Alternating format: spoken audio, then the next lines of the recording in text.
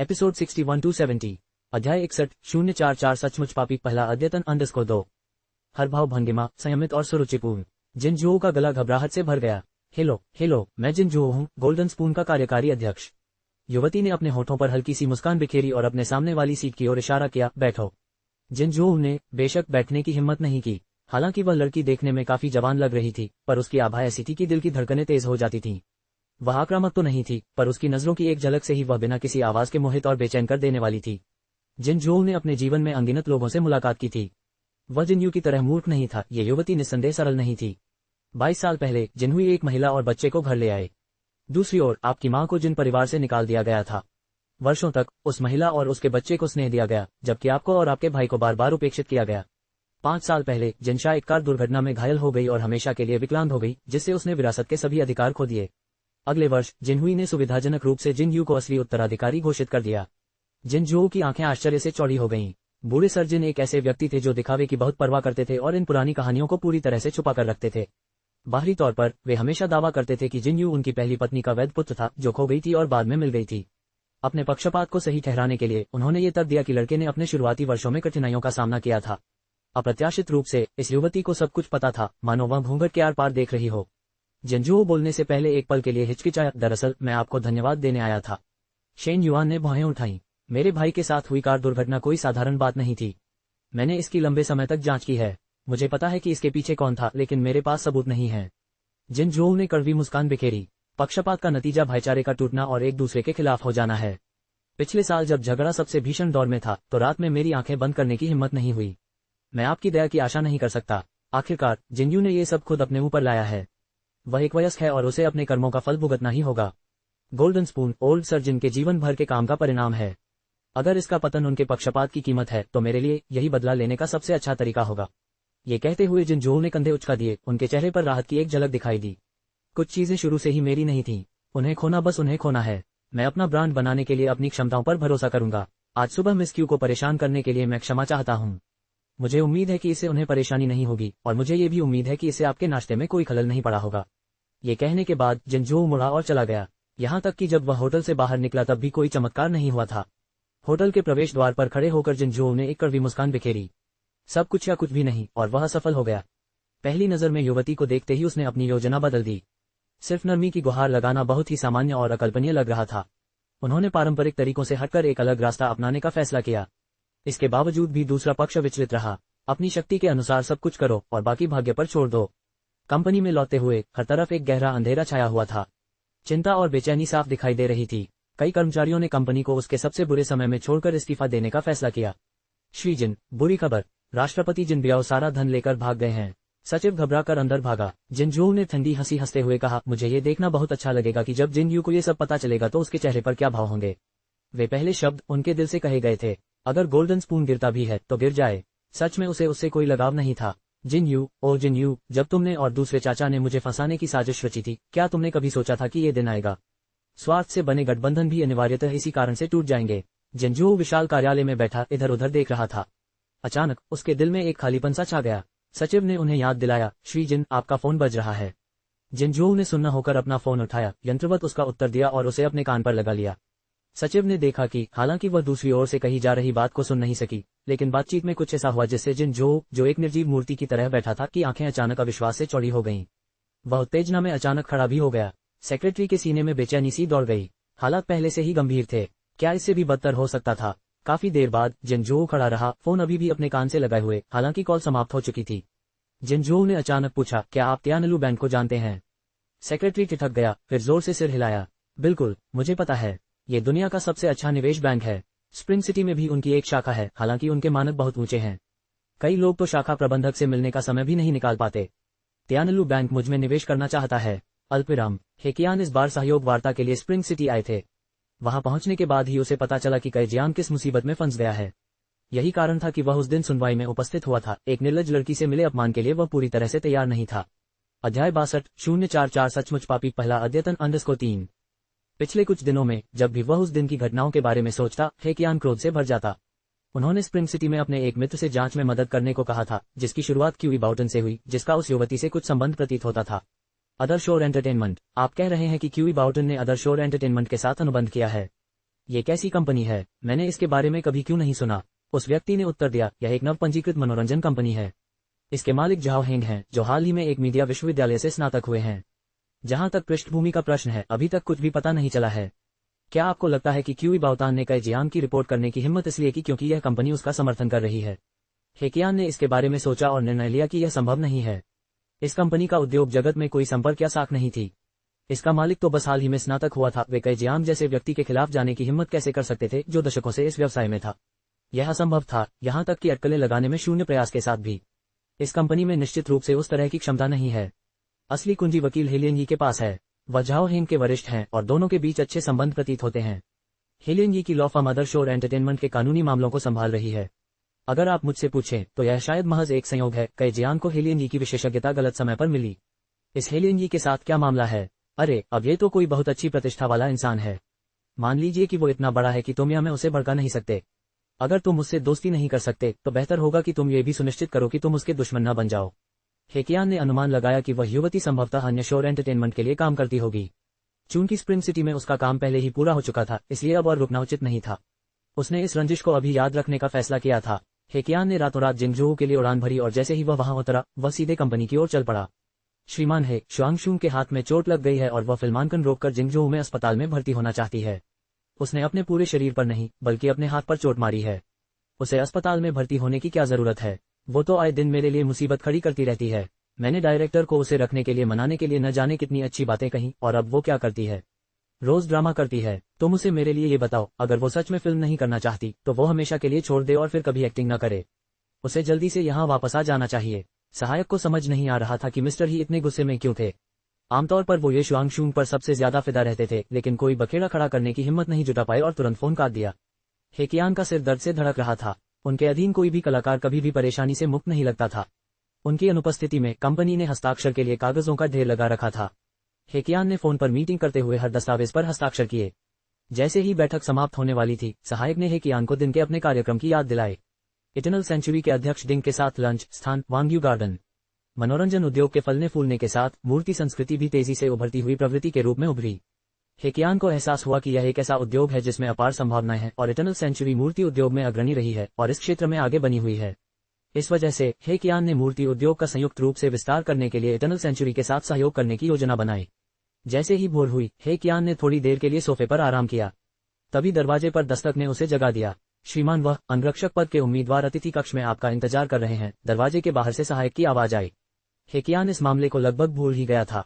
हेकियान उठे और guest room का निगरानी कैमरा चालू कर दिया। गेस्ट रूम में सोफे पर एक लंबा चौड़ा आदमी बैठा था। जाने से पहले सहायक ने उसके सामने कॉफी का एक कप रख दिया। शुरू से लेकर अब तक उस आदमी ने कॉफी को हाथ तक नहीं लगाया था। वह सीधा बैठा था, स्थिरता दिखा रहा था। जैसे जैसे समय बीतता गया, आदमी उसी मुद्रा में बना रहा। छवि लगभग स्थिर हो गई। अचानक उस आदमी ने अपना सिर घुमाया। उसकी ठंडी पैनी नजर सीधे कैमरे से टकराए। वह नजर मानो इलेक्ट्रॉनिक उपकरणों को भेदती हुई एक पल में आत्मा की गहराई तक पहुंच गई। हेकियान अपनी कुर्सी पर गिर पड़ा। उसकी पीठ पसीने से भीग गई थी। ये कैसी अद्भुत अनुभूति है। जल्द ही हेकियान के होठों के कोने पर एक संतुष्ट मुस्कान आ गई। ये वही व्यक्तिगत सुरक्षा थी जिसकी वह तलाश कर रहा था। अल्पविराम। एनिंग, मैं वास्तव में तुमसे ईर्ष्या करता हूं कि तुम सिस्टर डिंग के साथ ग्राहकों से मिलने जाती हो। अभ्यास कक्ष के अंदर एक किशोर चुपचाप अपने लंबे पैरों को नीचे की ओर दबा रहा था। वह 4 अन्य लड़कों से घिरा हुआ था। उनमें से एक, जिसका चेहरा बच्चे जैसा था, स्पष्ट ईर्ष्या के साथ बोल रहा था। रोंग जियानिंग ने उदासीनता से उत्तर दिया, आप मेरी जगह ले सकते हैं। लड़का एक पल के लिए खुश हुआ, फिर निराशा से सिर झुका लिया।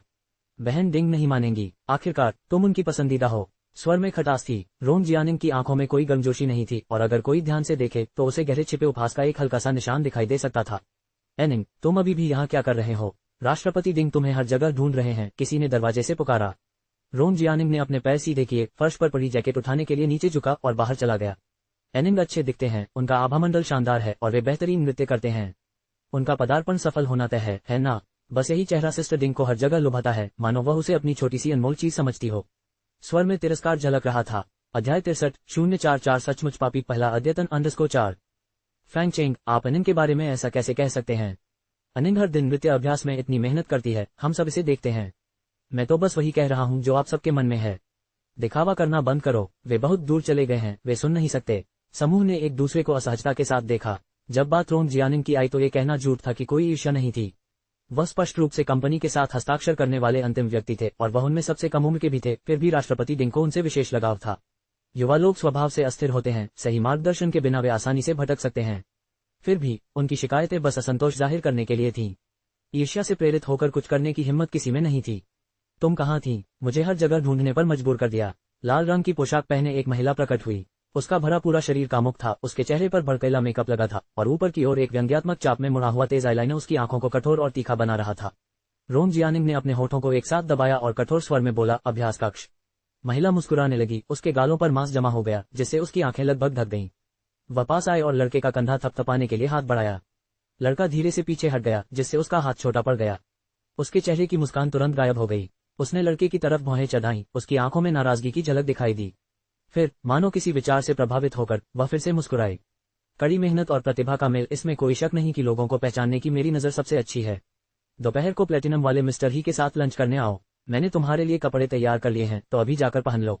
रोन जियानिंग अविचलित दृढ़ खड़ा रहा।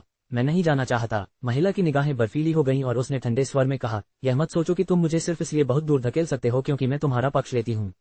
इस दोपहर के भोजन में चाहे तुम चाहो या नहीं, तुम जाओगे। लड़के ने अपने होठों को आपस में दबा लिया। उसका नाजुक और असाधारण रूप से सुंदर चेहरा जिद्दी अवज्ञा के कारण पीला पड़ गया, एक पवित्रता जिसने सचमुच दिल को छू लिया। ऐसी सुंदरता के सामने डिंग मेंग के पास समझौता करने के अलावा कोई विकल्प नहीं था।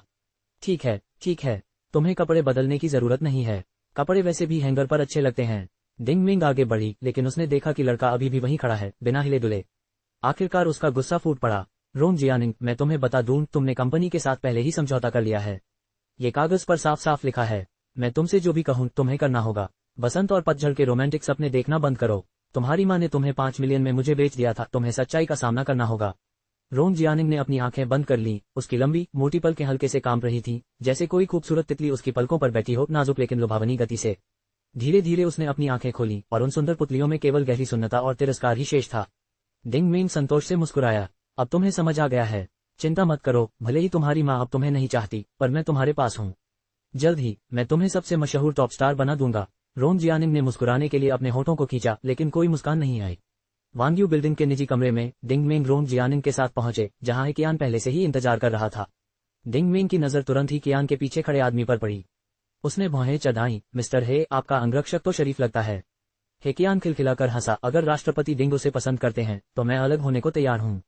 ऐसा नहीं चलेगा। मैं प्रतिभा की जितनी भी कद्र करता हूँ, मैं उतना भी नहीं चाहता कि दूसरों से छीन लूं। जो मेरा नहीं है उसे न लेना ही बेहतर है। हे कियान ने एक भान उठाई। डिंग मेंग के शब्द वास्तव में विडंबनापूर्ण थे।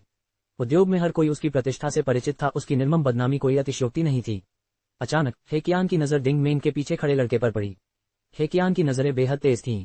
इस आदमी ने अनगिनत खूबसूरत पुरुषों और महिलाओं को उदासीनता की हद तक देखा था, फिर भी वह लड़का उसे चकित कर देता था, उसकी आंखों को रोशन कर देता था। उनका रूप रंग आकर्षक तो था, लेकिन गौण था। असल में जो सबसे अलग था वह था उनके आभामंडल की विशुद्ध पवित्रता, जो बेहद असाधारण थी। तो ये डिंग मेंग का नवीनतम पसंदीदा होना चाहिए। तस्क, इतना युवा, इतना दुखद। अध्याय 64:045 उंगली तड़क द्वारा गणना, दूसरा अद्यतन। स्प्रिंग सिटी कैपिटल ब्यूरो, 21 अगस्त की सुबह की खबरें। Golden spoon 2.302, 0.05, 1.33%, 2,40,518। एसएच ने 20 तारीख की शाम को एक घोषणा जारी की। पिछले कुछ दिनों में गोल्डन स्पून कंपनी लिमिटेड ने अपने शेयरों में 12 करोड़ की कमी की है। कभी अपनी चमक दमक से मशहूर रही गोल्डन स्पून अब घोटालों के कारण गिरकर 1 अरब से भी कम रह गई है।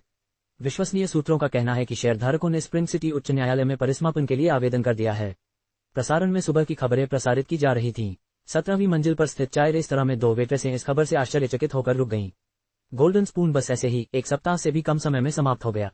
अविश्वसनीय। मैंने सुना है कि उन्होंने किसी प्रभावशाली व्यक्ति को नाराज कर दिया और उन्हें कुचल दिया गया। दोनों ने धीमी आवाज में धीरे से कुछ कहा। बातचीत करते हुए उन्होंने सावधानी से उस लड़की की ओर देखा जो पास ही फर्श से छत तक की खिड़की के पास नाश्ता कर रही थी। ये युवती होटल की एक प्रमुख ग्राहक थी। उसकी उम्र के बावजूद मैनेजर भी उसके साथ अत्यंत सम्मान से पेश आता था। यद्यपि राष्ट्रपति कक्ष में भोजन वितरण सेवा उपलब्ध थी, फिर भी वह हर सुबह नियमित समय पर भोजन करने के लिए यहाँ आती थी। यह कोई रोमांटिक वाइन या फोई ग्रास नहीं था, बल्कि साधारण घरेलू व्यंजन थे।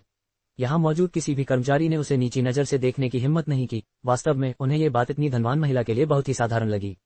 हर रोज ठीक 7 बजे वह यहाँ पहुंच जाती थी। नाश्ते के दौरान वह सुबह के अखबार पर भी नजर डालती थी और बिना किसी अपवाद के ठीक 7:30 बजे निकल जाती थी। निश्चित रूप से वे इसे उच्च वर्ग के अनुष्ठान कहते थे। तुम दोनों यहाँ क्या कर रहे हो? अचानक पीछे से कड़ी फटकार सुनाई दी। दोनों ने जल्दी से अपना सिर नीचे कर लिया और गलती स्वीकार कर ली। ली जोंगहोंग ने उपेक्षापूर्ण भाव से हाथ हिलाया। अगर ऐसा दोबारा हुआ तो तुम दोनों मदद के लिए रसोई में जाओ। जब दोनों चले गए तो मैनेजर ली ने देखा कि लड़की अपनी सीट से उठ गई है और जाने की तैयारी कर रही है। ली जोंगहोंग ने तुरंत सम्मानपूर्वक उसके पास जाकर उसके लिए रेस्तरां का कांच का दरवाजा खोल दिया। शेन युआन के बाहर चले जाने के बाद ली जोंगहोंग आगे बढ़ने से पहले थोड़ा हिचकिचाया। मिस शेन, कृपया प्रतीक्षा करें।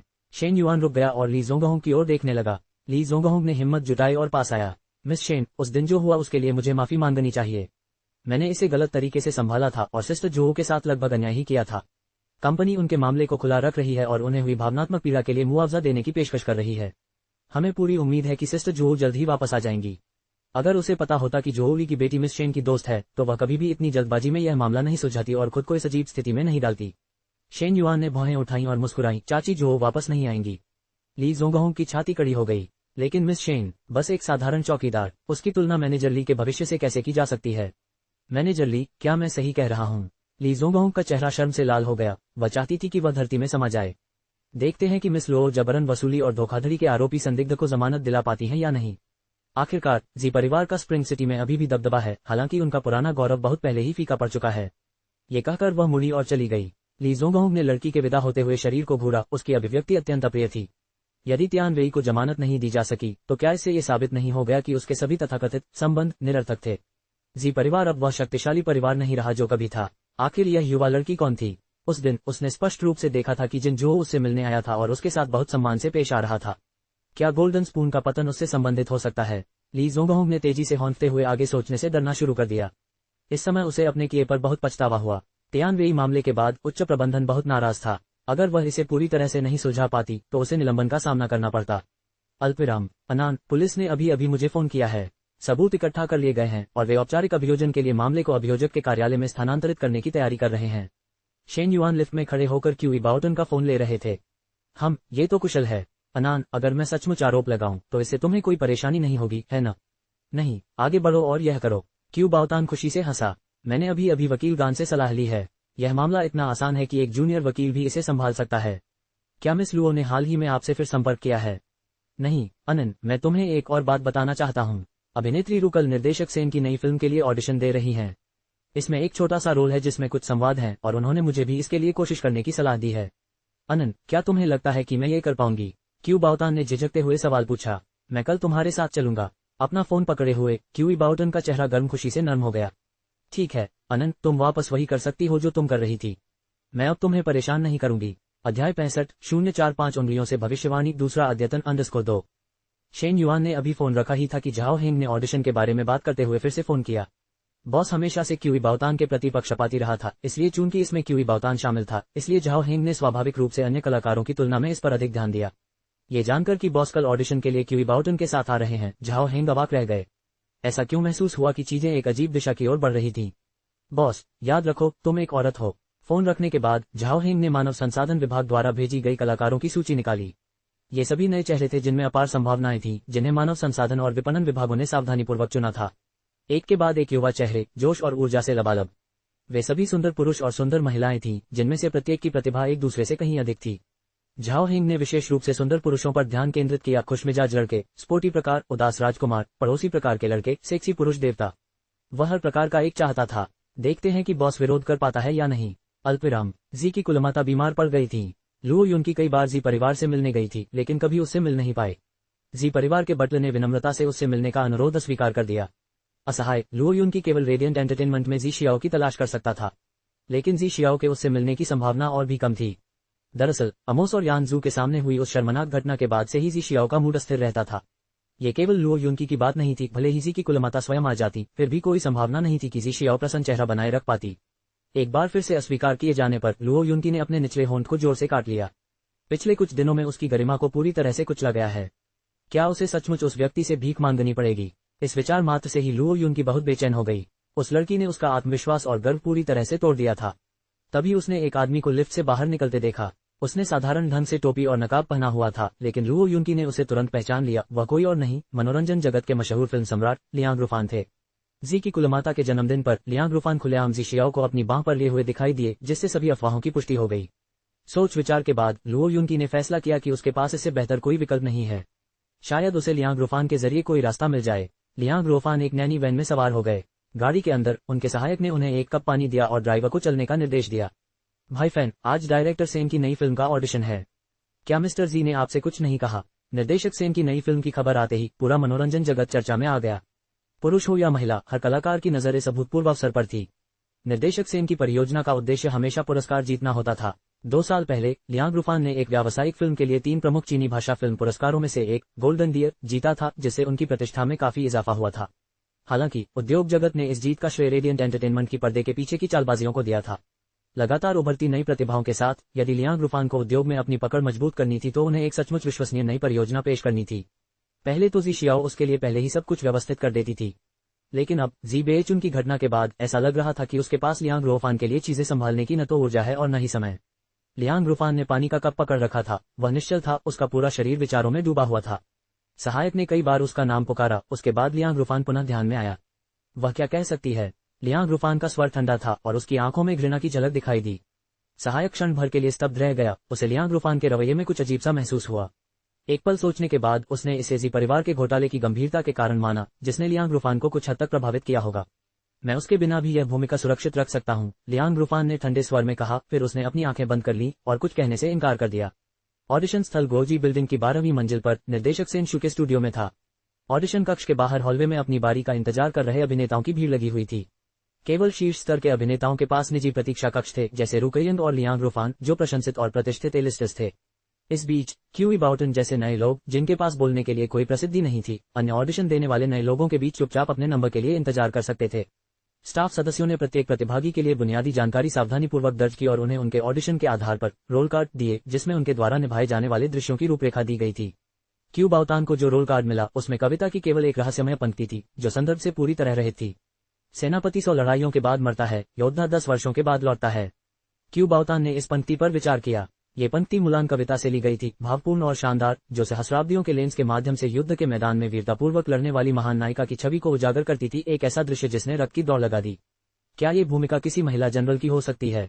क्यू बाउतान को इस फिल्म के बारे में बहुत कम जानकारी थी।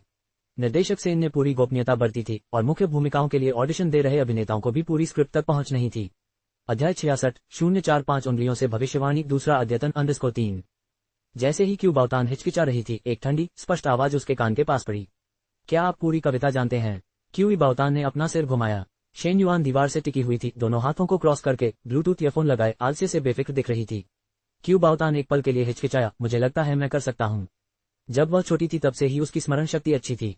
बाद में ऑडिशन के दौरान पूरी कविता सुनाना, इसमें कुछ भावनाएं जरूर जोड़ना।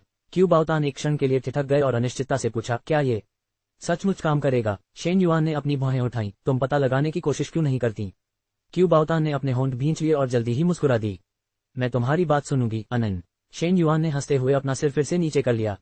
अपने पिछले जीवन में शेन युआन को हेकियान द्वारा एक रात्रिभोज में लाया गया था, जहां निदेशक सेन शू मौजूद थे। निवेशकों की भीड़ के बीच थोड़ा अजीब। एक निवेशक ने उसे लगातार शराब पीने के लिए मजबूर किया था, उसका हाथ बेवजह इधर उधर घूम रहा था। उस समय के भोले भाले शेन युआन ने उसके मुंह पर जोरदार तमाचा जड़ दिया था। निवेशक क्रोधित हो गया और उसने जवाबी कार्रवाई करने की कोशिश की, लेकिन निदेशक सेन शू ने हस्तक्षेप किया और उसे स्थिति से बाहर निकालने में मदद की। उन्होंने भीड़ का मनोरंजन करने के लिए मौके पर ही एक कविता भी सुनाई। शेन युआन को आज भी वह कविता याद है। शानदार कपड़े पहने, हाथ में बाज लिए, व्यर्थ टहलता हुआ, इतना भव्य दिखावा करता हुआ। देश के परिश्रम को भूलकर पुराने राजाओं का कोई मतलब नहीं था। कितना नीरस। विडंबना यह है कि उन निवेशकों को लगा कि निदेशक सेन शू उनकी प्रशंसा कर रहे हैं, लेकिन सेन शू ने तो बस उन्हें आत्ममुग्ध, पेटू और निकम्मे कहकर उनका उपहास करने के लिए ही यह प्राचीन श्लोक उधार लिया था। इससे भी ज्यादा विडंबना ये थी कि उनमें से किसी को भी यह उपहास समझ नहीं आया। बाद में इस घटना के कारण शेन युआन को उनकी कंपनी ने ब्लैकलिस्ट कर दिया। बहुत बाद में उन्हें संयोग से पता चला कि निर्देशक सेन शू ने उन्हें अपनी नई फिल्म में मुख्य भूमिका के लिए प्रस्तावित किया था, लेकिन कंपनी ने यह अवसर उसी एजेंसी के एक अन्य नवागंतुक को दे दिया। उस नवोदित अभिनेत्री ने इस भूमिका के माध्यम से स्टारडम हासिल कर लिया। उसकी कीमत आसमान छूने लगी और अंततः वह सबसे होनहार युवा अभिनेत्री बन गई। इसका कारण और कुछ नहीं बल्कि नवागंतुक की इच्छा थी। वह हेकियान की इच्छाओं को पूरा करने के लिए तैयार थी, यहाँ तक कि खुद को बलिदान करने के लिए भी तैयार थी। निर्देशक सेन शू ने शुरू में इस नवागंतुक को अस्वीकार कर दिया था, लेकिन अंततः पूंजीगत दबाव के आगे उन्हें झुकना पड़ा। जहां तक जिद्दी शेन युआन की बात है, उसे गुमनामी में छोड़ दिया गया और वह कभी भी दिन का प्रकाश नहीं देख सकी। वह स्टार बनने के बाद एक कार्यक्रम में मंच के पीछे इस नवागंतुक के अहंकारी व्यवहार को कभी नहीं भूल सकती। मौखिक लापरवाही के एक क्षण में उसकी जुबान फिसल गई और सच्चाई सामने आ गई। उस समय शेन युआन ने पहले ही उद्योग के लिए पूरी तरह से उम्मीद खो दी थी। फिर भी सेन शू, जिसने एक बार उसका पक्ष और मान्यता दिखाई थी, उसके दिल में एक असाधारण उपस्थिति बनी रही। इस पर विचार करने पर उसके पिछले जीवन में अनेक अन्याय और अंधकार के बावजूद उसमें अभी भी निर्विवाद गर्मजोशी की झलक दिखाई देती है। उसके मन में सपने का एक टुकड़ा कौंध गया, एक बरसाती कब्रिस्तान, एक उदास और दुबला पतला आदमी। शेन युआन ने अपने होठों को कसकर दबाया और अपने दिमाग से भटके हुए विचारों को निकाल दिया। अनान, अब मेरी बारी है, मैं पहले जा रहा हूँ। शेन युआन मुस्कुराया, शुभकामनाएं, तुम कर सकते हो, खुद पर विश्वास रखो। क्यूई बाओतान ने एक गहरी सांस ली, अचानक शेन युआन को गले लगाया, फिर मुड़कर भाग गया। हेलो, क्या आप भी ऑडिशन के लिए यहाँ हैं? एक आवाज जो किसी ओरियोल के गायन जैसी स्पष्ट और मधुर थी, उसके कानों में गूंजी। शेन युआन ने थोड़ा सा आंखें सिकुड़कर मुड़कर देखा। उसकी पुतलियां अदृश्य रूप से सिकुड़ गईं। वह व्यक्ति जिसके बारे में उसने अभी अभी अपने मन में सोचा था, अब उसके सामने खड़ा था। शेन युआन को यह बहुत अद्भुत लगा। सामने खड़ी लड़की लगभग 16 या 17 साल की लग रही थी। उसकी भौहें सुंदर धनुषाकार थी, बड़ी बादाम के आकार की आंखें थीं, छोटा चेरी जैसा मुंह था। उसकी शास्त्रीय सुंदरता मनमोहक थी। जब वह बोलती थी तो उनकी भावपूर्ण भौहें और सौम्य व्यवहार गर्मजोशी और मनमोहक आकर्षण बिखेरते थे। डुआन यंगफू ने देखा कि लड़की उसे घूर रही थी। उसकी नजरों में एक ऐसा भाव था जिसे वह समझ नहीं पा रही थी। न जाने क्यों, सहज ही उसे डर लग रहा था। उसके गाल को छूते हुए डुआन यंगफू ने सहजता से पूछा, क्या मैं डरावनी लग रही हूँ? शेन युआन ने हल्की सी हंसी के साथ अपनी भौहें उठाईं, बिल्कुल नहीं, तुम बहुत सुंदर हो। डुआन यंगफू के चेहरे पर शर्मीली मुस्कान आ गई। लेकिन मैं अभी भी उस लड़की का मुकाबला नहीं कर सकता जो अभी तुम्हारे साथ थी। शेन युआन ने भावशून्यता से उत्तर दिया, स्वाभाविक रूप से। डुआन यंगफू को ऐसी बेरुखी की उम्मीद नहीं थी और वह स्पष्ट रूप से असहज दिख रहा था। शेन युआन ने डुआन यंगफू के हाथ में पकड़े गए रोल कार्ड को देखा। ये क्यूई बाओतान के हाथ के समान था, जिसमें मुलान कविता से केवल एक कविता थी। यदि डुआन यंगफू इस समय उसके पीछे खड़ा था तो उसने क्यूई बाओटन के साथ उसकी बातचीत सुन ली होगी। शेन युआन हल्के से मुस्कुराया। चीट कोड जानने का मतलब यह नहीं था कि वह उपयोगी था। डुआन यंगफू, जो 9 साल की अनिवार्य शिक्षा की दरारों से बच निकली थी, समाज में आने से पहले मिडिल स्कूल भी पास नहीं कर पाई थी। अगर उसे मुलान कविता याद हो जाती तो शेन युआन उसका नाम उल्टा लिख देती। जल्द ही एक स्टाफ सदस्य ने डुआन यंगफू को ऑडिशन की तैयारी के लिए बुलाया। डुआन यंगफू ने शेन युआन की तरफ देखा, होंठ भींचे और जल्दी से वहां से चली गई। शेन युआन डुआन यंगफू के विदा होते हुए रूप को देखता रहा, विचारों में खोया हुआ। जैसे जैसे वह उद्योग में आगे बढ़ती गई, उनका सामना अधिकाधिक परिचित चेहरों से होने लगा। फिर भी इस बार वह शेन युआन नहीं थी जिसे इच्छानुसार कुचला जा सके। क्यू बाओतान चमकती आंखों और प्रसन्न भाव के साथ बाहर आया। आनंद, मैं निर्देशक सेन शू से मिला। वह बहुत अच्छे हैं। उन्होंने मुझे देखकर मुस्कुराया, मेरे गायन की तारीफ की और मुझसे कुछ सवाल भी पूछे, जिनका मैंने ईमानदारी से जवाब दिया। बहुत बढ़िया, देर हो रही है, चलो खाना खाते हैं। जैसे ही शेन युआन जाने वाला था, डुआन यंगफू उदास भाव के साथ वहां आया। शेन युआन को देखते ही उसकी आंखें बेचैनी से चमक उठीं। उसने दांत भींचे, सिर झुकाया और तेजी से वहां से चली गई। पहले के अपमानजनक क्षण को याद करके वह फूट फूट कर रोने लगी। शुरुआती पंक्तियां सुनाने के बाद वह आगे नहीं बोल पाए। उस पल उसका मन कर रहा था कि किसी गड्ढे में घुसकर छिप जाए। निदेशक सेन शू ने कुछ नहीं कहा, स्टाफ ने तुरंत उन्हें बाहर निकाल दिया। यदि उसने कविता नहीं सुनाई होती तो शायद उसके पास अभी भी कुछ संभावना होती। यह एक कठिन परिश्रम से प्राप्त ऑडिशन का अवसर था जो यूं ही बर्बाद हो गया। इस विचार से वह क्रोध से भर उठी। वह लड़की सचमुच अजीब है, क्यूई बाओटन ने धीरे से कहा। शेन युआन हंसा, चलो चलें, जश्न मनाने का समय जल्दी आ गया है। क्यू बाओतान ने तुरंत अपना ध्यान दूसरी ओर मोड़ लिया। आनंद, अगर मुझे नहीं चुना गया तो क्या ये शर्मनाक नहीं होगा? मैं भविष्यवाणी करता हूं कि यह भूमिका आपकी है, इसमें कोई विवाद नहीं है। शेन युआन ने एक रहस्यमय मुस्कान प्रकट की। क्यू बाओतान बहुत खुश हुआ। तो फिर आनंद, मुझे बताओ कि मैं सर्वश्रेष्ठ अभिनेत्री का पुरस्कार कब जीतूंगी? 10 साल के भीतर। हाँ, आनंद, मैं तुम्हें इसके लिए पकड़ कर रखूंगा। अगर तब तक मुझे सर्वश्रेष्ठ अभिनेत्री का पुरस्कार नहीं मिला तो मैं आकर तुमसे ले लूंगा। कोई बात नहीं। दोनों मजाक करते हुए हंसने लगे और चले गए। लुओ युनकी ने फिर मुड़कर उनकी पीछे हत्ती पीठों को देखते हुए अपनी निगाहें गहरी कर लीं।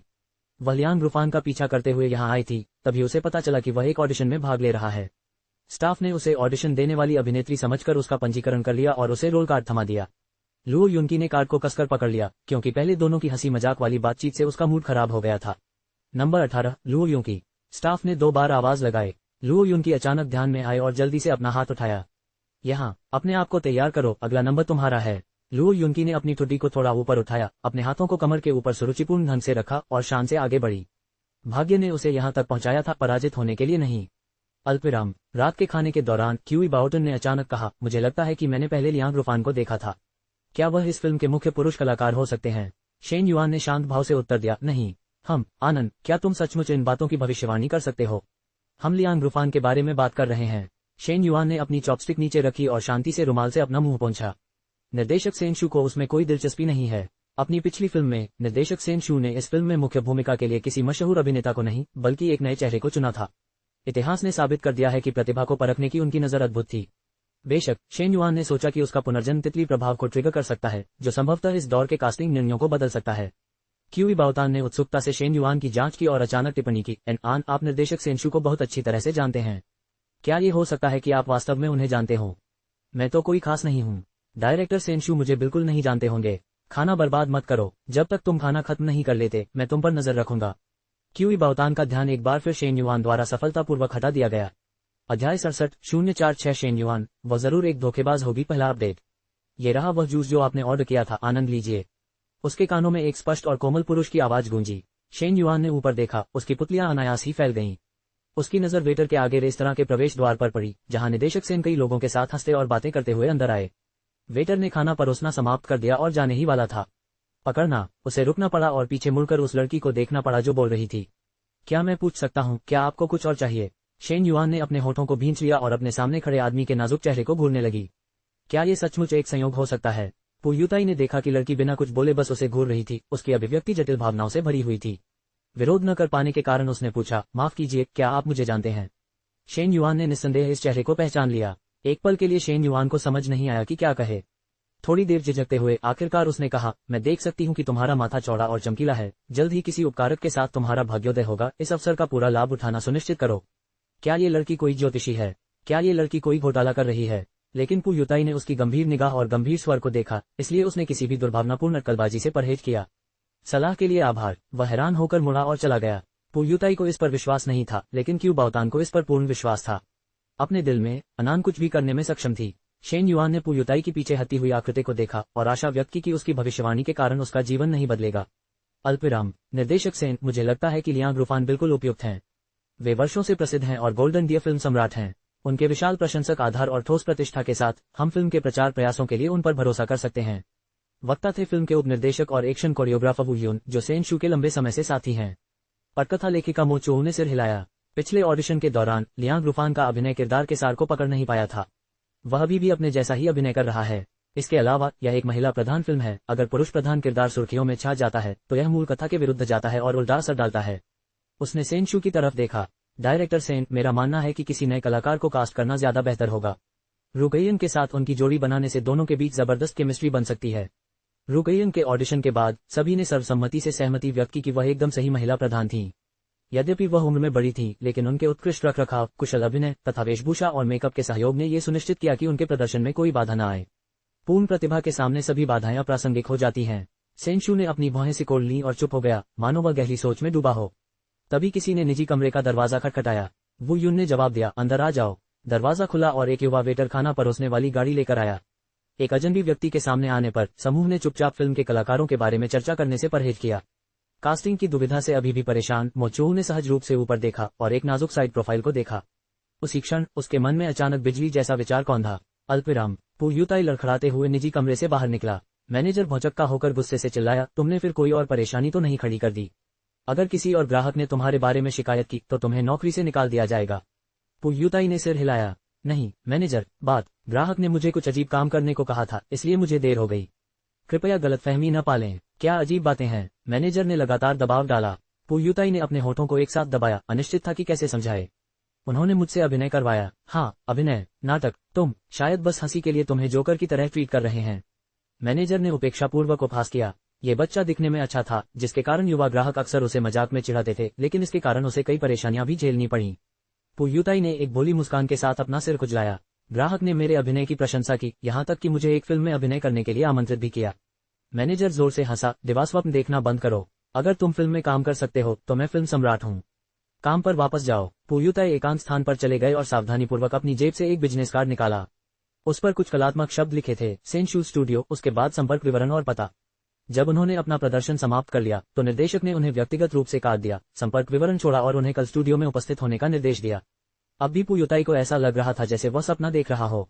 निर्देशक सेनशू, उनके सौंदर्य ज्ञान के आदर्श। बिजनेस कार्ड को कसकर पकड़े हुए पुयुताई को अचानक हॉल में बैठे उस ग्राहक की याद आई जिसने भविष्यवाणी की थी कि उसकी मुलाकात एक दानदाता से होगी। पुयुताई हॉल में भागी, लेकिन जिस टेबल पर वह ग्राहक बैठा था वह पहले ही खाली हो चुकी थी। खाली मेज को घूरते हुए पुयुताई ने धीरे से कहा, तो आप सचमुच मास्टर हैं। अल्पविराम। लियांग रूफान ने पूरा दिन इंतजार किया, लेकिन सेनशू के स्टूडियो से कोई जवाब नहीं मिला। उसके दिल में बेचैनी बढ़ने लगी। अध्याय 68 शेन युआन, वह जरूर एक धोखेबाज होगी। दूसरा अपडेट। ऑडिशन के दौरान उन्हें पहले से ही महसूस हो रहा था कि निर्देशक सेनशू उनके प्रति अत्यधिक उदासीन है, लेकिन उन्होंने कभी नहीं सोचा था कि उन्हें विचार से बाहर कर दिया जाएगा। इस समय उद्योग में पुरुष अभिनेताओं के बीच प्रतिष्ठा, स्थिति या अभिनय कौशल के मामले में वह निस्संदेह सबसे उपयुक्त विकल्प थे। बेचैनी महसूस करते हुए उनके पास स्थिति के बारे में पूछताछ करने के लिए किसी से संपर्क करने के अलावा कोई विकल्प नहीं था। दूसरे व्यक्ति को वापस बुलाने में ज्यादा समय नहीं लगा। निर्देशक सेन ने एक बिल्कुल नए व्यक्ति को चुना है जिसे कोई अनुभव नहीं है। ये बहुत शर्म की बात है। लियांग रूफान ने अपने पीले होंठ भींच लिए। नौसिखिया, ऐसा कैसे हो सकता है? रुकयिंग वापसी कर रही हैं। निर्देशक सेन उनके ऑडिशन से बहुत प्रभावित हुए। आप जानते हैं कि निर्देशक सेन हमेशा से ही महिला किरदारों को बखूबी निभाने में माहिर रहे हैं। मुख्य महिला किरदार के लिए वे आप जैसे मजे हुए पुरुष अभिनेता को, जिसकी स्टार पावर और अच्छा खासा प्रशंसक वर्ग हो, नहीं चुन सकते थे। निर्देशक सेन की फिल्म में काम न कर पाना दुर्भाग्यपूर्ण है, लेकिन क्या आप वाकई रुकयिंग के पीछे सहायक भूमिका निभाने को तैयार हैं? लियांग रूफान ने एक पल सोचा और कहा, क्या होगा अगर मुख्य नायिका को बदल दिया जाए? यदि निर्देशक सेन द्वारा एक नए पुरुष नायक का चयन केवल महिला नायक के साथ संतुलन बनाए रखने के लिए किया गया था, फिर अगर मुख्य महिला कलाकार रुकयिंग न होती तो शायद। ये पूरी तरह असंभव नहीं है। आपसे अच्छी खबर सुनने का इंतजार रहेगा। दूसरा व्यक्ति रेडियंट एंटरटेनमेंट के अध्यक्ष के साथ लियांग रूफान के संबंधों से अच्छी तरह वाकिफ था। यदि निर्देशक सेन के संतुलन सिद्धांत के आधार पर रुकयिंग की जगह कोई नई नायिका ले सकती है, तो लियांग रूफान के पास अभी भी एक मौका हो सकता है। फोन रखने के बाद लियांग रूफान ने कुछ देर सोचा, फिर दूसरा नंबर डायल किया। अल्पविराम। आनंद, मुझे ये भूमिका मिल गई। क्यूई बाओतान उस बच्चे की तरह उत्साहित था जिसे अभी अभी उसकी पसंदीदा कैंडी मिली हो। अदर शोर एंटरटेनमेंट के लाउंज में शेन युआन एक फैशन पत्रिका पलट रहे थे। बिना ऊपर देखे उन्होंने हंसते हुए कहा, मैंने कहा था न, तुम्हें जरूर मिल जाएगा। अनान, तुम कमाल हो। तुम्हें कैसे पता चला कि कविता सुनाने से काम चल जाएगा? आज भी मुझे यह अविश्वसनीय लगता है। मैं अनुमान लगाया। निर्देशक सेन के जीवन परिचय पर गौर करें तो उन्होंने एकेडमी ऑफ फिल्म से नाटक और फिल्म निर्देशन दोनों में स्नातक की उपाधि प्राप्त की थी और वे स्वयं रोमांटिक रचनात्मकता और काव्यात्मक संवेदनशीलता के धनी थे। उन्होंने अपनी फिल्मों में इन गुणों का समावेश किया और ऐसी कालजयी क्लासिक फिल्में बनाई जो आज भी पूजनीय हैं। कविता पाठ करना वास्तव में निर्देशक सेन को बहुत पसंद था, लेकिन इसका संबंध उनकी व्यक्तिगत आदतों से था। शेन युआन ने अपने पिछले जीवन में निर्देशक सेन का एक साक्षात्कार देखा था। उसमें सेन ने कहा था कि उन्हें ऑडिशन के दौरान अभिनेताओं द्वारा कविता पाठ सुनने में मजा आता है। एक और, इससे उन्हें उनके साहित्यिक ज्ञान, स्मृति और भावनात्मक अभिव्यक्ति का आकलन करने का मौका मिला। दूसरी ओर, इससे संवाद अदायगी में उनकी महारत का भी पता चला, क्योंकि अभिनय के लिए आवाज, मंचीय उपस्थिति, रूप और भाव भंगिमाओं में समान कौशल की आवश्यकता होती है। बेशक वह इंटरव्यू अगले एक दशक तक सामने नहीं आएगा। फिलहाल कोई भी नया व्यक्ति निर्देशक सेन की पसंद को समझ नहीं पाएगा। क्यू बाओतान ने मुस्कुराते हुए कहा, निर्देशक सेन के स्टूडियो के कर्मचारियों ने मुझे फोन करके सूचित किया है कि मुझे 3 दिन में कॉस्ट्यूम फिटिंग के लिए आना है। ओह, वैसे रुकयिंग को भी फोन आया होगा, है ना? अपने आदर्श के साथ अभिनय करने के बारे में सोचना ही एक सपने जैसा लगता है। तभी लाउंज के बाहर तेज कदमों की आहट सुनाई दी। क्यू बाओतान मुस्कुराया और बोला, रुकयिंग आ गई है। जल्द ही। क्यू बाओतान ने भौहें चढ़ाईं। रुकयिंग परेशान लग रही है। वह बिल्कुल भी खुश नहीं लग रही है। रुकयिंग झाओ हेंग के कार्यालय में चली गईं। उनकी सहायक बाहर दालान में इंतजार कर रही थी। शेन युआन ने अपनी पत्रिका बंद कर दी। वह अभी भी कार्यालय के दरवाजे की ओर देख रहा था। उसकी भौहें धीरे धीरे सिकुड़ी हुई थीं। क्यू बाओतान ने संवेदनशीलता से महसूस किया कि कुछ गड़बड़ है। मैं, रुकयिंग ने 16 साल की उम्र में डेब्यू किया, 3 प्रमुख अभिनय पुरस्कार जीते और अब मैं किसी अज्ञात नौसिखिए से हार गई।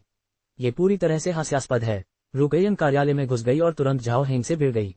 अगर यह सचमुच मेरे कौशल की कमी का मामला होता तो मैं बिना किसी विरोध के इसे स्वीकार कर लेता, लेकिन इस नौसिखिए के पास बिल्कुल भी अनुभव नहीं है। मैं इस पर कैसे यकीन करूं? राष्ट्रपति झाओ, जब आपने मुझे शुरुआत में साइन किया था तो आपने मुझसे वादा किया था कि आप मुझे हर संभव मदद देंगे और पूंजी को मेरे करियर को बर्बाद नहीं करने देंगे। क्या आपका वादा अब भी उतना ही महत्वपूर्ण है? झाओ हेंग को पहले ही अन्य माध्यमों से स्थिति की जानकारी मिल चुकी थी। उसके पास रुकयिंग से भी अधिक जानकारी थी। निश्चिंत रहें, कंपनी आपसे किए गए अपने वादों से कभी पीछे नहीं हटेगी। रुकयिंग ने गहरी सांस ली। माफी चाहती हूँ राष्ट्रपति झाओ, मैंने पहले जरूरत से ज्यादा प्रतिक्रिया दी थी। कृपया इसे दिल पर न लें। झाओ हेंग ने एक गिलास पानी डाला और उसके सामने रख दिया। पहले थोड़ा पानी पी लो। रुकयिंग ने गले को आराम पहुंचाने के लिए एक घूंट लिया और फिर बोली, प्रेसिडेंट झाओ, क्या आप इस नए व्यक्ति की पृष्ठभूमि जानते हैं? आज के फिल्म और टेलीविजन उद्योग में पूंजी का बोलबाला है। नए कलाकार बारिश के बाद कुकुरमुत्तों की तरह उभर रहे हैं और हर एक को भरपूर समर्थन मिल रहा है। यही वजह है कि इस उद्योग को इन नए कलाकारों ने तबाह कर दिया है जो सिर्फ फ्लर्ट करते हैं, प्यारे बनते हैं और मुंह बनाते हैं। रुकयिंग ने उस जमाने में अभिनय छोड़ने का कोई नेक मकसद नहीं छोड़ा था, जैसे एक समर्पित पत्नी और मां बनना। उनके पास कोई और विकल्प नहीं था। अपनी शादी के असफल होने के बाद वह इंडस्ट्री में लौटी, लेकिन उन्हें पता चला कि अब वह पहले जैसी नहीं रही। अब उनके लिए कोई जगह नहीं बची थी। अध्याय 69-046 शेन युआन, क्या वह एक धोखेबाज है? पहला अपडेट _3। लेकिन इस तरह हार मानने के लिए वह सचमुच खुद को तैयार नहीं थी। क्या आप तियानशिंग रियल एस्टेट को जानते हैं? रुकयिंग एक पल के लिए स्तब्ध रह गई। हाँ, वह थी तियानशिंग रियल एस्टेट। स्प्रिंग सिटी की एक जानी मानी प्रॉपर्टी कंपनी थी और उसके मालिक का उपनाम झाओ था। क्या ये हो सकता है कि इस नवागंतुक का बॉस झाओ से कोई संबंध हो? कुछ समय पहले जी बेचुन के साथ एक घटना घटी थी और शेयरधारकों में से एक, झाओ हाओतियान जी समूह के नए अध्यक्ष चुने गए थे। यह अध्यक्ष झाओ वास्तव में तियानशिंग रियल एस्टेट के पीछे नियंत्रण शक्ति है। तियानिक्सिंग रियल एस्टेट का आकार जी ग्रुप के बराबर नहीं था, इसलिए झाओ हाओतियान उसके कई शेयरधारकों में से एकमात्र था और उसकी बात सुनने का अधिकार बहुत कम था। जी बेचुन की घटना के बाद से जी ग्रुप में अराजकता फैल गई है और झाओ हाओतियान ने सत्ता में आने और जी ग्रुप पर नियंत्रण पाने के मौके का फायदा उठाया। अतः राष्ट्रपति झाओ के पास निश्चित रूप से प्रभावशाली पृष्ठभूमि है तथा उनके पास शक्तिशाली संपर्क हैं। बेशक जो लोग आंतरिक कार्यप्रणाली से अनभिज्ञ थे वे केवल सतही तौर पर ही देख पाएंगे और इस मामले में अमोस की भूमिका को नहीं समझ पाएंगे, क्योंकि उनका ध्यान केवल झाओ हाओतियान के तेजी से बढ़ते कद पर ही केंद्रित रहेगा। झाओ हेंग ने तुरंत कहा, झाओ हाओतियान का एक चचेरा भाई है जिसका नाम झाओ मिंगतियान है। वह एक फिल्म निवेश कंपनी चलाता है जो झाओ परिवार के संसाधनों पर बहुत अधिक निर्भर करती है और उसने इसमें काफी अच्छा प्रदर्शन किया है। इस बार निर्देशक सेन की नई फिल्म में झाओ मिंगतियान एक निवेशक के रूप में शामिल हैं। झाओ हेंग को और अधिक स्पष्टीकरण की आवश्यकता नहीं थी, रुकयिन पूरी तरह से समझ गई थी। निदेशक सेन एक आदर्श और लक्ष्य वाले व्यक्ति हैं, निवेशक उन्हें कैसे मजबूर कर सकते हैं। झाओ हेंग ने सिर हिलाया। निर्देशक सेन की फिल्मों ने हमेशा व्यावसायिक मूल्य से ज्यादा कलात्मकता पर जोर दिया है, यही वजह है कि बॉक्स ऑफिस पर उनकी फिल्में उम्मीद से कमतर रही हैं। वित्तीय मुनाफे के बिना समझदार निवेशक उनमें निवेश नहीं करेंगे। अगर समर्थन वापस ले लिया गया तो निर्देशक सेन खुद को मुश्किल स्थिति में पाएंगे। कभी कभी सबसे आदर्शवादी व्यक्तियों को भी कठोर वास्तविकता के आगे झुकना पड़ता है। तो क्या मुझे बस हार स्वीकार कर लेनी चाहिए? बिल्कुल नहीं। अचानक पीछे से एक ठंडी अलग आवाज आई। रुकयिन ने सहज ही अपना सिर घुमाया और देखा कि एक दुबली पतली युवती दरवाजे से अंदर आ रही है। पहली नजर में वह बेहद नाजुक लग रही थी, उसकी खुली त्वचा अकल्पनीय रूप से पीली थी। उसके चेहरे के भावों को गौर से देखने पर ऐसा लगा जैसे वे धुंध में लिपटे हुए थे, जिन्हें साफ साफ पहचानना नामुमकिन था। उसमें रहस्य और आकर्षण की आभा थी। आप कौन हैं? रुकयिन ने उत्सुकता से पूछा। झाओ हेंग ने हल्के से खांसते हुए कहा, अनान कंपनी का विशेष रूप से नियुक्त अंगरक्षक। रुकयिन ने सिर हिलाया। नमस्ते अंगरक्षक अनन। वह इतनी नाजुक दिखती थी कि यह कल्पना करना कठिन था कि वह वास्तव में एक अंगरक्षक थी। अनान, क्या तुम्हारे पास कोई अच्छा विचार है? झाओ हेंग ने उसकी ओर अपनी बड़ी बड़ी आंखें झपकाईं। बॉस, हमारे साथ धक्का मुक्की की जा रही है, इससे उचित तरीके से निपटा जाना चाहिए। रुकयिन ने भौहें चढ़ाईं। इतनी बड़ी बात और राष्ट्रपति झाओ एक अंगरक्षक की सलाह ले रहे थे। तो क्या राष्ट्रपति झाओ हताशा में तिनके का सहारा नहीं ले रहे थे? शेन युआन ने धीमे स्वर में उत्तर दिया, यदि निदेशक सेन को निवेशकों के आगे झुकना ही है तो इसका समाधान निवेशकों को बदलना है। रुकयिन ने अपनी आंखें चौड़ी कर ली और उस दुस्साहसी युवती को अविश्वास से घूरने लगी। क्या आपको लगता है कि निवेशक किसी तरह के अदला बदली योग्य सामान है? क्या आप समझ भी रहे हैं कि आप क्या कह रहे हैं? रुकयिन ने झाओ हेंग की ओर देखा। उसकी अभिव्यक्ति स्पष्ट रूप से सवाल कर रही थी कि क्या राष्ट्रपति झाओ द्वारा नियुक्त संरक्षक का दिमाग ठीक से काम कर रहा है। लेकिन झाओ हेंग को उसकी बातें अपमानजनक नहीं लगीं, बल्कि उसकी आंखें उत्साह से भरी हुई थी, मानो कोई कदम उठाने को तैयार हो। रुकयिन पूरी तरह निराश हो गई। उसने किस तरह की कंपनी के साथ करार किया था? अल्पविराम। वरिष्ठ, धन्यवाद। यदि आपने मुझे इसके बारे में नहीं बताया होता तो शायद मैं ये भूमिका पाने से चूक जाता। बधाई हो, मुझे विश्वास है कि अपनी प्रतिभा से आप इस किरदार को बखूबी निभा लेंगे। मैं इससे ज्यादा कुछ नहीं कहूंगा, मुझे और भी काम निपटाने हैं। जल्द ही बात करूंगा। फोन रखने के बाद लियांग रुफान के होठों के कोने थोड़े मुड़ गए। मुख्य अभिनेत्री के स्थान पर एक नए अभिनेता को रखे जाने के बाद संभवतः निर्देशक सेन को मुख्य पुरुष अभिनेता के चयन पर भी पुनर्विचार करना पड़ेगा। निश्चित रूप से लियांग रुफान को जल्द ही निर्देशक सेन के स्टूडियो से एक कॉल आया, जिसमें उनसे एक और ऑडिशन के लिए वापस आने का अनुरोध किया गया। इस बार लियांग रुफान को अपने प्रदर्शन पर अत्यधिक आत्मविश्वास महसूस हुआ, लेकिन फिर भी उन्होंने निर्देशक सेन के चेहरे पर कोई मुस्कान नहीं देखी। दो नए कलाकारों को कास्ट करना निर्देशक सेन के लिए बेहद जोखिम भरा कदम था। किसी भी लिहाज से वे सबसे उपयुक्त विकल्प रहे। निर्देशक सेन को भले ही ये तर्क समझ में न आया हो, लेकिन उन चतुर निवेशकों को ये तर्क समझ में आ गया। निर्देशक सेन ने बस इतना कहा, आपके प्रयासों के लिए धन्यवाद। कृपया अभी जाकर थोड़ा आराम करें। लियांग रुफान ऑडिशन रूम से बाहर निकले और एक युवक को बेंच पर बैठे देखा। जैसे ही उस युवक ने उसे देखा, वह घबराकर खड़ा हो गया। लियांग रुफान ने अपनी आंखें थोड़ी सी सिकोड़ ली, उनकी निगाहों में ठंडी शत्रुता की झलक दिखाई दी। यह अजीब सा दिखने वाला युवक, क्या वह वही नवागंतुक था जिसे निर्देशक सेन ने चुना था? लियांग रुफान ने धीरे से उपहास किया। उन्हें एक प्रतिष्ठित फिल्म सम्राट को एक मामूली वेटर से भी कम समझा गया था। बिल्कुल हास्यास्पद। पुयुताई को समझ नहीं आ रहा था कि अपने कांपते हाथों को कहां रखे। आखिरकार ये तो लियांग रुफान था, अनगिनत औरतों के सपनों का राजकुमार, एक चकाचौंध करने वाला मेगास्टार। अध्याय 70-046 शेन युआन, वह जरूर एक धोखेबाज होगी। पहला अपडेट _4। हेलो, पुयुताई हकलाते हुए बोला। लियांग रुफान उस चेहरे को घूरता रहा। क्या डायरेक्टर सेन ने उसे सिर्फ उसके चेहरे की वजह से चुना था? ये तो अच्छा लग रहा है, लेकिन क्या आप सिर्फ अपने चेहरे के बल पर सीढ़ी चढ़ने का सपना देख रहे हैं? सपने देखते रहिए। पुयुताई ने देखा कि लियांग रुफान ने उसे एक क्षण के लिए देखा, कुछ नहीं कहा और फिर चली गई। उसने निराशा से सिर झुका लिया। वह तो बस एक सेवक है, उसकी तुलना लियांग रुफान से कैसे हो सकती है? आखिरकार यह उसका भ्रम ही था। बेहतर होगा कि वह इसे एक सपना समझकर इससे जाग जाए। अचानक ऊंची एड़ी के जूते पहने एक महिला शान से चलती हुई आए और ऑडिशन रूम का दरवाजा खटखटाया। पुयुताई ने तेजी से हौंकते हुए कहा, क्या वह रुकयिन नहीं थी? जब वह जवान था तब वह एक सुपर मशहूर स्टार हुआ करती थी। वह उसके पिता की सपनों की रानी थी और कुछ समय के लिए उसकी युवावस्था की भावनात्मक और सौंदर्यपरक जागृति भी। अनुमोदन प्राप्त करने के बाद रुकयिंग ने दरवाजा खोला और अंदर कदम रखा। उन्होंने सीधे मुद्दे पर आते हुए कहा, निर्देशक सेन, मैं जानना चाहती हूं कि मैं वास्तव में कहाँ असफल रही। सेनशू ने आह भरते हुए उसकी ओर देखा, मुझे माफ करना कयिंग, मैं माफी नहीं सुनना चाहता। इसके बजाय आइए उस नए कलाकार को सामने लाएं और हम दोनों साथ साथ अभिनय करें। देखते हैं कि किसका अभिनय कौशल बेहतर है और किसकी भूमिका की समझ गहरी है।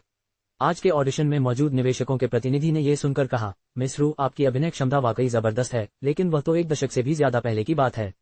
हम सबको आगे देखना चाहिए, अतीत की उपलब्धियों से क्यों चिपके रहना। इसके अलावा आपकी उम्र अब एक बड़ा कारण है। निर्देशक सेन आपको खुलकर कुछ न बताकर शिष्टाचार दिखा रहे हैं, लेकिन आप उनसे सवाल कर रही हैं। मुझे कहना होगा, मैं आपके साहस की सराहना करता हूँ। रुकयिंग ने ठंडी हंसी हंसी और निर्दयता से जवाब दिया, बाहरी अज्ञानी लोग कब से यहाँ बैठकर उंगलियां उठाने के लायक हो गए। अगर आप इतने ही सक्षम हैं तो निर्देशन क्यों नहीं करते। तुम बिल्कुल अनुचित हो। झांग कुई ने गुस्से से मेज पर थप्पड़ मारा और गाली दी। बस, डायरेक्टर सेन की आवाज तेजी से बीच में आए, मिस्टर झांग, जहां तक हो सके वहां तक जाने दीजिए। कयिंग को मुख्य अभिनेत्री के रूप में बदलने के बाद निवेशकों ने मांग की कि टिकट बिक्री के लिए पुरुष नायक की जगह किसी बड़े नाम को रखा जाए। यही वजह थी कि लियांग रूफान आज के ऑडिशन के लिए वापस आए थे। लियांग रूफान के जाने के बाद झांग कुई निर्देशक सेन पर दबाव डाल रहे थे, उनसे आग्रह कर रहे थे कि वे इस नवागंतुक को छोड़ दें और लियांग रूफान का ही इस्तेमाल करें। सेनशू बेहद निराश थे।